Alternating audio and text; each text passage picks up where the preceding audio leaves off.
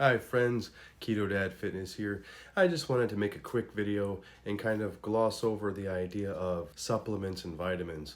And I wanted to kind of talk about how so many people get wrapped up in the idea of they have to go to the GNC or the vitamin store and they have to spend all this crazy money on supplements and vitamins. What the reality is that if you're not really paying attention to what you eat, you may already be getting the vitamins that you need. And if you're not, then you could just switch up your diet a little bit. You know, sometimes convenience can get in the way of progress.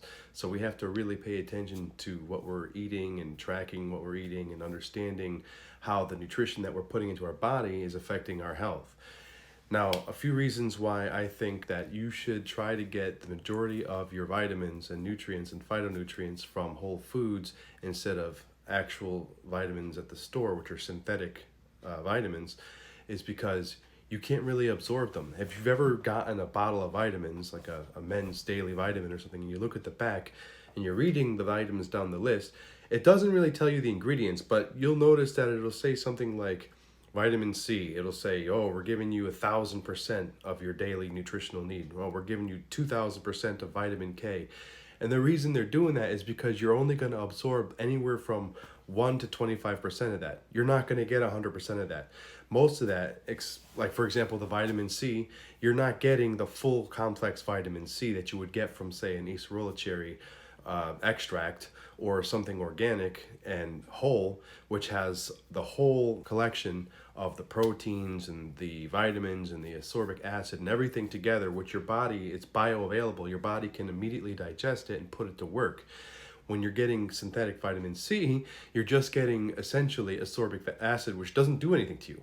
It doesn't increase your ability to fight disease or help you make cells. It's really nothing. You ultimately just excrete it through your urine. So you're really just spending a lot of money for nothing. You might get a little bit of it, but you're really just wasting time and energy.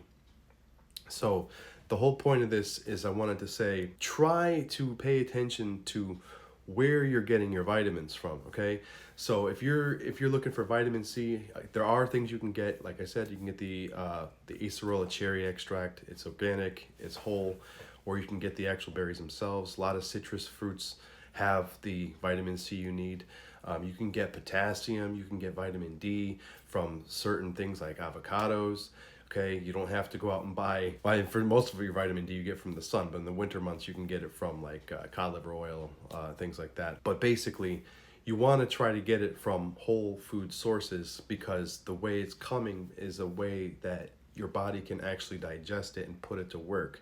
It's not completely synthetic.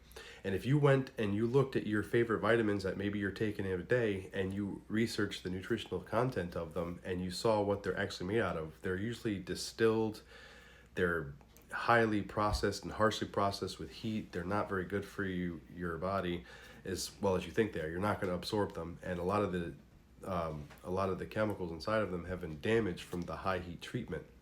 So I really just want to impress upon people that they should really, really look into getting their vitamins from whole food sources and not necessarily from the convenience of a pill. Pills are not necessarily the best things. I mean, there is room for them in our sick care system, but we really, really owe it to ourselves to put the best things into our body and not necessarily the most convenient things.